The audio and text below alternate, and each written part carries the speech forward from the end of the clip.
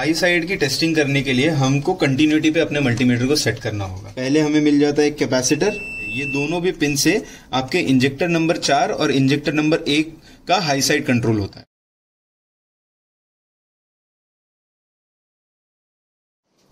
तो दोस्तों, जैसे कि हमने पिछले वीडियो में देखा था कि हमने इसी बोर्ड का 17C04 का ऑन पेपर समझा था कि इसका इंजेक्टर का सर्किट पूरा कैसे चलता है। तो अगर आपने वो वीडियो देख ली है तो आप इस वीडियो को कंटिन्यू कीजिए, वरना आई बटन में आपको दे दिया गया है लिंक, जिससे कि आप पुराना वीडियो देख सकते हैं, जिससे आपको इसका थियरी का जो चैप्टर है पूरा समझ में आ जाएगा और फिर आप आकर के इस वीडियो को देख सकते हैं। तो चलिए कंटिन्यू करते हैं हमारे उसी वहीं से ही आगे और इंजेक्टर सर्किट को समझते हैं। तो आज हमारे पास में ज़ाइलो का D2 का 17C04 ECM है। ये इसका कपलर और इसका इंजेक्टर का सर्किट जो है और almost system IC, power IC और आपकी जो मेन कंट्रोलर आईसी है, ये बिल्कुल ठीक 17C55 के सेम ही होती है। इस ECM के अंदर में ये हमारा पूरा का पूरा इंजेक्टर का ड्राइवर साइड है। ओके, वैसे ही सिस्टम आईसी के सारे सेंसर्स, एक्चुएटर सिस्टम आईसी पे जाएंगे, पावर आईसी पे और कंट्रोलर के थ्रू कंट्रोल किए जाते हैं। आपके इंजेक्टर्स पूरे इस तरफ से होते हैं। अब इंजेक्टर के दो साइड होते हैं, एक तो लो साइड और एक हाई साइड। तो हम दोनों की भी ट्रैक करेंगे लाइन और देखेंगे कि कैसे काम करते हैं। ठीक है, तो लो साइड का जो कंट्रोलिंग होता है पूरे गाड़ी के इंजेक्टर का, लो साइड में क्या है, आपकी 12 वोल्टेज आती है। तो 12 वोल्टेज जो है वो पूरा इस सेक्शन से कंट्रोल किया जाता है, इतने सेक्शन से। ये 4 मॉसफेट, ये 4 डायोड उनकी प्रोटेक्शन के लिए दिए हुए, ये पूरे सेक्शन आपके लो साइड को कंट्रोल करेंगे। फिर हाई साइड की बात आ जाती है। तो हाई साइड का जो सर्किट होता है आपका, वो पूरा इस बड़े मॉसफेट से लेकर के नीचे के पूरे सेक्शन तक, ये लास्ट मॉसफेट तक, फ्यूजेस, सिरेमिक कैपेसिटर, आपके डायोड से लेकर के सबके साथ में आपका हाई साइड पूरा का पूरा कंट्रोलिंग किया जाता है। चारों के 4 इंजेक्टर का हाई साइड आपका इन्हीं पर सब पे ऊपर में कंट्रोल होता है। फाइनली इन सबको चलाने का काम, अब जैसा आप जानते हैं मॉसफेट है तो मॉसफेट को चालू करने के लिए गेट चाहिए होता है, गेट पर वोल्टेज चाहिए होता है। तो गेट पर जो वोल्टेजेस आने वाली है वो सारे के सारे गेट, जितने भी मॉसफेट है, सबके गेट की वोल्टेज आपकी ये आईसी कंट्रोल करेगी। इसीलिए इस आईसी को इंजेक्टर आईसी भी कहा जाता है। आपका जो भी पॉजिटिव सप्लाई होगा वो यहां पर लगे कैपेसिटर्स, इस बोर्ड के ठीक पीछे कैपेसिटर्स है, जैसे आप देखेंगे यहां पर 3 बड़े कैपेसिटर्स लगे हुए हैं जो इलेक्ट्रोलाइटिक कैपेसिटर्स है। ये तीनों भी कैपेसिटर्स से आपका पॉजिटिव सप्लाई आपके मॉसफेट्स को मिलता है, मगर जो कंट्रोलिंग सप्लाई होता है वो आपकी आईसी ही भेजती है। तो फॉर एग्जांपल हम देख लेते हैं कि आपका यहाँ पर ये जो पिन नंबर 3 और पिन नंबर 5 है, ये दोनों भी पिन से आपके इंजेक्टर नंबर 4 और इंजेक्टर नंबर 1 का हाई साइड कंट्रोल होता है। तो ये दोनों पिन्स कॉमनली यहाँ से बाहर जाते हैं और बाहर जाकर के दोनों के वायर, आपके दोनों इंजेक्टर पे अपना अपना वायर जाता है। तो इन दोनों से आपकी पूरी हाई साइड की कंट्रोलिंग होगी, 4 नंबर और 1 नंबर, और इन दोनों पिन से आपकी 3 नंबर और 2 नंबर पिन की कंट्रोलिंग होगी। तो पहले देख लेते हैं कि हाई साइड का जो सर्किट है यही थोड़ा सा कॉम्प्लेक्स सर्किट होता है, लो साइड काफी आसान होता है। तो हाई साइड का सबसे पहले देखते हैं कि सर्किट कैसे ट्रैक करेंगे हम। तो हाई साइड की टेस्टिंग करने के लिए हमको कंटिन्यूटी पे अपने मल्टीमीटर को सेट करना होगा। अब ये फुल्ली डिजिटल ऑटोमेटिक मल्टीमीटर है, तो आप इसको सिंपली यहां पर इस मोड पर रखेंगे जहां पर आपको कंटिन्यूटी के बजर का सिंबल भी दिखाई देगा। तो इसमें सेट करने के बाद अगर आपको कंटिन्यूटी तक आना है तो अभी फिलहाल तो ये मेगा ओम्स में है, इसका मतलब ये रेजिस्टेंस मापेगा। यहां बटन दबाने के बाद में आप डायोड मोड में चले जाते हो, डायोड केस में फिर से एक बार बटन दबाने पर आप आ जाते हो कंटिन्यूटी पर। ओके, तो कंटिन्यूटी पर हम जब भी कोई लाइन ट्रैक करेंगे तो पिन से लेकर के पहले कंपोनेंट पर आने तक का हमें एक बीप मिलनी चाहिए। तो दोस्तों, लाइन ट्रैकिंग शुरू करने से पहले आपको ध्यान रखना है, आप जैसे जैसे लाइन चेक कर रहे हैं आपको वोल्टेज भी चेक करते रहने पड़ेंगे। जैसे मैंने बताया मॉसफेट्स वोल्टेज बना करके आपके इंजेक्टर तक भेजेंगे, तो इनके वोल्टेज भी चेक करने होंगे। उसके लिए आपको यहाँ पिन आउट्स पर सप्लाई देना होता है। आप कोई भी सप्लाई देने वाली मशीन का, ECM टेस्टिंग मशीन का इस्तेमाल कर सकते हैं।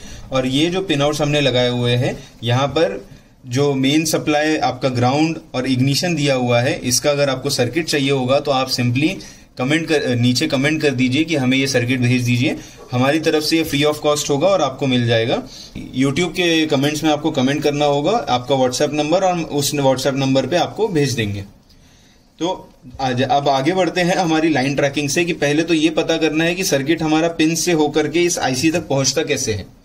ओके, और इसको बाकी की जो सप्लाई आने वाली है, जैसा मैंने कहा ये कैपेसिटर से इसको सप्लाई मिल जाएगी, तो ये सप्लाई कैसे आने वाली है, ये ट्रैक कैसे किया जाएगा, हमें कैसे पता चलेगा। तो जैसे ये दोनों भी पिन हमारे हैं, ये दोनों कनेक्टेड है, इसीलिए ये भले ही दो अलग अलग पिन है मगर आपके बाहर के दो इंजेक्टर को इन दोनों से ही चलाया जाता है और ये दोनों आपस में ईसीएम के अंदर कनेक्टेड है। तो यहां से अगर मैं आगे बढ़ता हूं तो यहां मुझे दिखाई दे रहा है कि ये एक पतली सी लाइन यहां से नीचे की तरफ जा रही है और इस मॉसफेट के ऊपर आकर लग रही है। तो पहला हाई साइड आपका फाइनल में जो आपका वोल्टेज निकलेगा वो इस मॉसफेट से निकलेगा। अब इसी मॉसफेट से यहाँ सेंटर से एक लाइन निकली हुई है जो आपके इसी टांग से निकली हुई है। ये दो टांग आपकी अलग है, ये आपकी ड्रेन की टांग है, ये ड्रेन है, ये आपका सोर्स है। कैसे कंफर्म करना है, आप सोर्स के ऊपर रख के अगर ग्राउंड पे रखेंगे तो बीप देगा, कंटिन्यूटी देगी, इससे ये कंफर्म हो जाता है कि ये आपकी सोर्स की टांग है। फिर ये आपकी गेट हो जाती है इन दी एंड। ओके, तो आपके ड्रेन साइड से निकल करके वोल्टेज आपकी नीचे उतरते हुए इस डायोड तक आती है। जैसे कि आप अभी देख रहे हैं, यहां मैंने मल्टीमीटर का प्रोब रखा है और इस डायोड के ऊपर में आपका सर्किट आ रहा है। अब याद रखें कि ये आउटपुट साइड है, मतलब यहां से वोल्टेज बाहर निकलेगी, इसीलिए डायोड का नेगेटिव इस तरफ किया हुआ है। अब इससे आगे देखते हैं कि कहां पर सर्किट जा रहा है। तो ये है आपका एक और मॉसफेट, यहां से आपकी कंटिन्यूटी आ रही है, यहां से क्लियर लाइन जाती हुई दिख रही है जो इस मॉसफेट के ऊपर आ रही है। अब यहां पर ये जो तीन टांगे दिख रही है, अब मॉसफेट की तो तीन ही टांग होनी चाहिए टोटल में, बट यहां हमें 1 2 3 4 5 टांग दिख रही है। अब ये देख के कुछ अलग नहीं समझना है, यहां पर आपके जो सोर्स की टांगे हैं, 3 सोर्स की टांग दी गई है क्योंकि इसमें से बहुत हाई करंट निकलता है, इस वजह से इसकी टांगों को अलग अलग करके रखा हुआ है और सोर्स की 3 टांगे दी हुई है। रही ये गेट है और ये आपका ड्रेन है as it is. So get separate हो गया, ये सोर्स हो गए। तो सोर्स से आपके डायोड के थ्रू आपके ड्रेन से होकर के वोल्टेज बाहर जाएगा।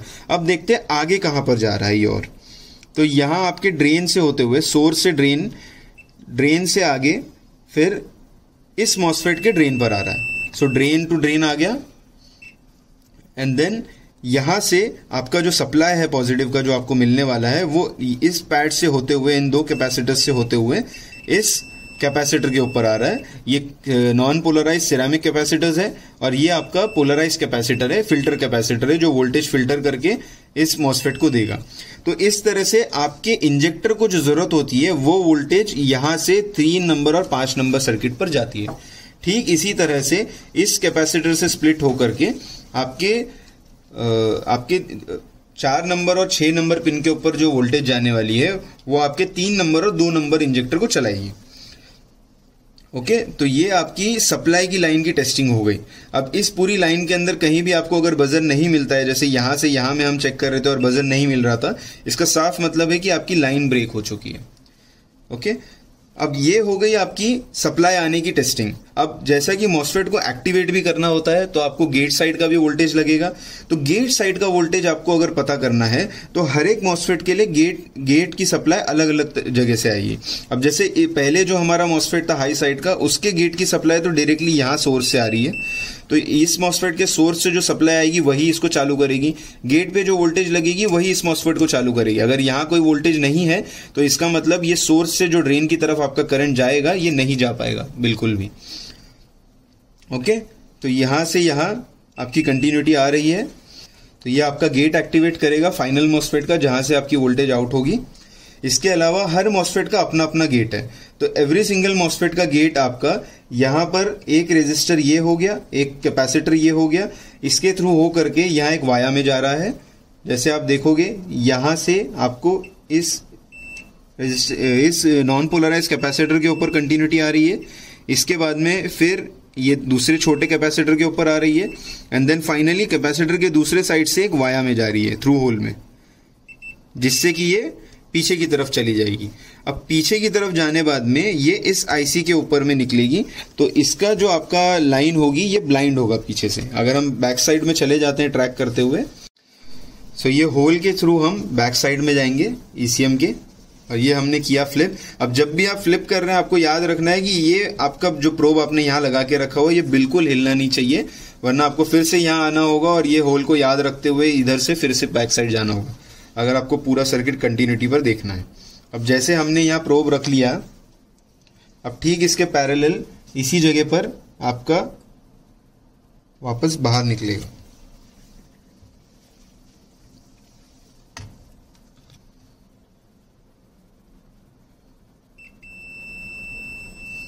अब जैसा आप देख रहे हैं यहां से हम डायरेक्टली बैक साइड में एक वायर के ऊपर आ गए, होल के ऊपर में कंटिन्यूटी पर हमें पता चल गया कि यहां पर निकल रहा है। अब यहां से आप देखेंगे ध्यान से कोई लाइन जा नहीं रही है, तो इसी टाइप के वायर्स को बरीड कहा जाता है। इनकी ना कोई लाइन होती है ना इनके पास से कोई लाइन आगे बढ़ती है, ये बोर्ड के अंदर ही से आगे बढ़ चुके हैं। तो इनको ढूंढने के लिए अब क्योंकि हम जानते हैं कि हमारी जो सर्किट है वो यही आईसी चलाने वाली है, तो सिंपली आपको यहां पर रखते हुए इसके पास वाले वायर्स पर चेक करना होगा। जैसे आप रॉ टेस्टिंग कर रहे हैं तो आपको सिंपली इसके आसपास के जितने भी वायर दिख रहे हैं इन पर चेक करना होगा कि इसकी वोल्टेज कहां से जा रही है। अब जैसे ये हमें मिल गई यहाँ टॉप साइड में, तो ये होल डायरेक्टली यहां पर निकला है, ओके, इस पॉइंट पर निकला है, बाकी कहीं नहीं आ रही है। इसका मतलब क्लियरली यहीं से स्टार्ट हुआ है हमारा सर्किट। अब जैसा आपने पीछे साइड में ध्यान से देखा था, पीछे साइड कोई लाइन नहीं थी, तो ये बोर्ड के अंदर से होकर के आएगी। अब यहां से हम फिर से आगे बढ़ेंगे।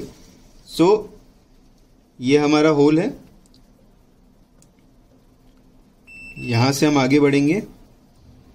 पहले हमें मिल जाता है एक कैपेसिटर, उसके बाद में कैपेसिटर के ऑपोजिट साइड से होकर के हम बढ़ते हैं एक और वायर के ऊपर में। अब वहां से आगे हम बढ़ते हैं उसकी लाइन देखते हुए। उसकी लाइन इन दोनों कैपेसिटर के बीच से होते हुए सीधे सीधे आईसी के ऊपर जा रही है, और आईसी के तीसरी टांग पर, इस साइड पर तीसरी टांग के ऊपर में आपकी सीधे सीधे आकर के लग रही है। तो आपके जो इस पर्टिकुलर मॉसफेट का गेट है वो आईसी की यहां से तीसरी नंबर की टांग कंट्रोल करेगी। तो इस तरह से आपके मॉसफेट का गेट साइड कैसा एक्टिवेट होता है यहां आपको पता चल जाता है, ओके। सिमिलरली उसी तरह से आपके इस मॉसफेट को भी अगर एक्टिवेट करना है तो आपको इसके गेट से ट्रैक करना होगा। यहां तक आप आए कैपेसिटर पे, कैपेसिटर के दूसरी तरफ से एक और कैपेसिटर पे, एंड देन उसके ऑपोजिट साइड से आप चले जाते हो यहाँ वाया, ये भी इसी तरफ कहीं ना कहीं निकलेगा इसी के आसपास में।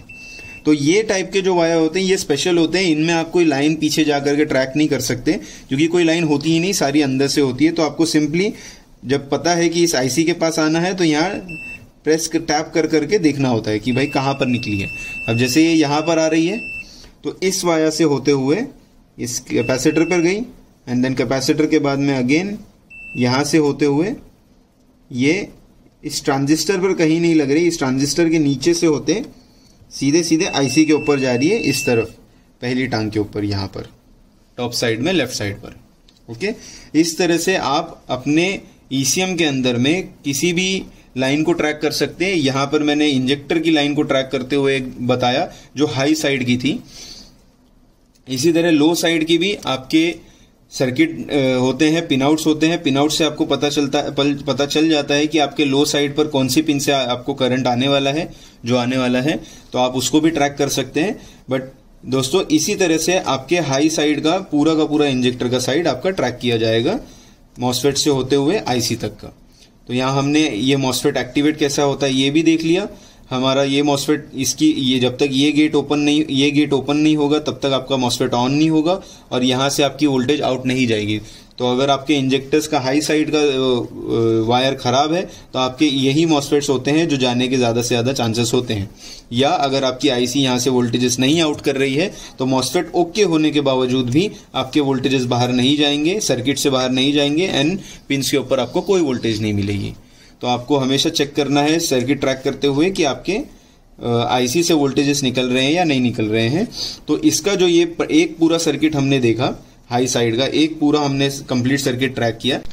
तो इन दोनों के एक्टिवेशन पॉइंट देख लिया हमने, गेट को कहाँ से एक्टिवेट करता है। उसके बाद में आपका ये मॉसफेट भी है। अगेन हर एक मॉसफेट को गेट पर वोल्टेज बहुत ज़रूरी है, नहीं आएगा तो आपका मॉसफेट चालू नहीं होगा। अब यहाँ से हम देखते हैं इस मॉसफेट की गेट की टांग कौन सी है। तो ये आप इस तरह से चेक कर सकते हो। जो आपकी टांग डायरेक्टली कंटिन्यूटी देती है ग्राउंड पर, ये डायोड की तरह काम कर रहा है। ये जो पर्टिकुलर मॉसफेट है इसको ठीक डायोड की तरह काम कराया जा रहा है। क्यों? क्योंकि इसकी दोनों भी टांगे एक ही पॉइंट पर लगा दी गई है और डायरेक्टली इस ड्रेन से इसको वोल्टेज आ रहा है। देख रहे हैं आप, कंटिन्यूटी आ रही है। तो ये मॉसफेट भले ही लगा हुआ है, ये वोल्टेजेस हाई वोल्टेज जनरेट करेगा और यही मॉसफेट 48 वोल्ट आपका बनाता है इस सर्किट में। मगर इसको डायोड की तरह एक्ट करवाया जा रहा है। डायरेक्टली यहाँ से यहाँ इसकी टांग, गेट और इसका सोर्स दोनों जोड़ दिया गया है और ड्रेन पर वोल्टेज बनने वाला है। तो ये हमेशा एक्टिवेटेड रहेगा और इसको चालू करने के लिए आपका ये मॉसफेट चालू होना बहुत ज़रूरी है। जैसा आप देख रहे हैं, ये इसका गेट और सोर्स दोनों भी जोड़ दिया गया है, वो इसीलिए कि ये दोनों एक साथ चालू रहने चाहिए, वर्किंग कंडीशन में होने ही चाहिए। तो आखिर में फाइनल में बैठता है यही वाला मॉसफेट। अब जैसा आप देख रहे हैं, हम ट्रैक करते हुए एक एक आए, तो यहीं से शुरुआत हुई पूरी सर्किट की। अगर ये एक बंद हो जाएगा तो सारे बंद हो जाएंगे, ये आईसी बंद हो गई तो पूरा ही सर्किट बंद हो जाएगा। सो लेट्स सी, ये पर्टिकुलर मॉसफेट का जो आपका गेट की लाइन है, ये सोर्स है, ग्राउंड के साथ कंटिन्यूटी दे रही है। इसका क्लियर मतलब होता है कि ये सोर्स है, ये आपका गेट है। तो ये अगर आपको पता लगाना हो और कंफ्यूज हो कि भाई नए नए ईसीएम आप पहले कभी नहीं बनाए हो, आपको पता चलना है, आप इस तरह से चेक कर सकते हो कि भाई मॉसफेट का सोर्स कहाँ होता है। ठीक है, और उसके ठीक ऑपोजिट वाली टांग आपकी गेट होती है, ये हमेशा ड्रेन होती है, तो ये गेट रहा।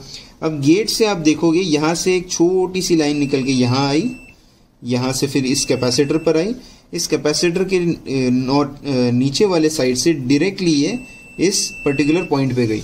अब ध्यान से देखिए, ये इस आईसी के ऊपर नहीं जा रही है, इस पर्टिकुलर पॉइंट से, हालांकि बिल्कुल आईसी की लेग के बाजू में है, लेकिन इसके ठीक सामने वाले पिंस पर नहीं जा रही है। उससे आगे बढ़ के काफी आगे इस पर्टिकुलर पिन के ऊपर जा रही है जो यहां पर लगी हुई है। ओके, ये पर्टिकुलर पिन के ऊपर आप लाइन भी देख सकते हैं, लास्ट में ला करके उसने मोड़ करके यहां लेकर आया है। तो ये जैसे हम देख रहे हैं, ये इस टांग पर आई है। अगर हम गिनती करें 1 2 3 4 5, राइट साइड से 5वीं टांग के ऊपर में आपका आ रहा है। तो अगर यहां से आपको वोल्टेज आउट नहीं जाते हुए दिख रहा है, इसका साफ मतलब है कि आपका यही मॉसफेट नहीं चालू होगा, आपकी आईसी बंद खराब हो चुकी है, चेंज कर दीजिए इसको सिंपली।